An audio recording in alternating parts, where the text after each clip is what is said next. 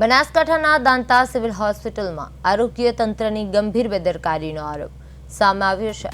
પરિવારજનોના જણાવ્યા મુજબ મહિલા દર્દીને એક્સપાયરી તારીખ પૂર્ણ થયેલી સેલાઇન બોટલ ચઢાવી દેવામાં આવી હતી, જેના કારણે તેમને રિએક્શન આવતા શરીરે સોજા ચડી ગયા હતા।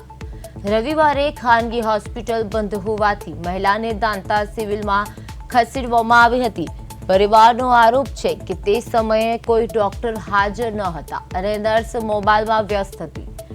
ઘટના બાદ હોસ્પિટલની કામગીરી સામે અનેક સવાલો ઊભા થયા છે।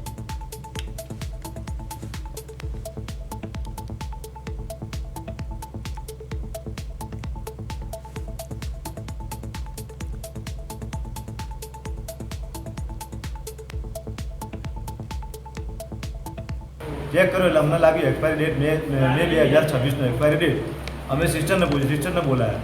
સિસ્ટર મેં કીધું એક્સપાયરી ડેટ બાટલો છે મે 2026નો, તમે શું ધ્યાન રાખ્યું?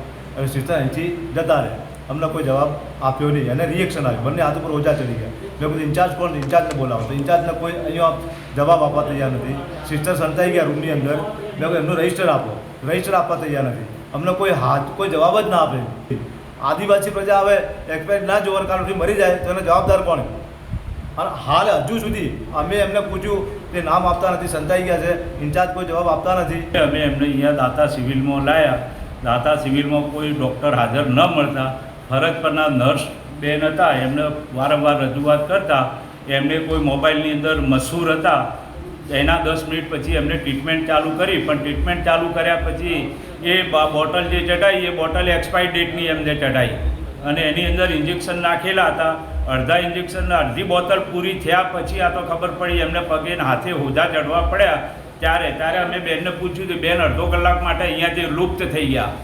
એના પછી અહીંયા કોઈ જવાબદાર વ્યક્તિ નથી। હાલ અમે અહીંયા સિવિલ હોસ્પિટલમાં જ છીએ, પણ હજુ સુધી કોઈ અધિકારી અમારી જોડે હાજર નથી અને અમારા જે પેશન્ટ છે એને જે હાથે પગે હોજા ચડી ગયા છે એનો જવાબદાર કોણ?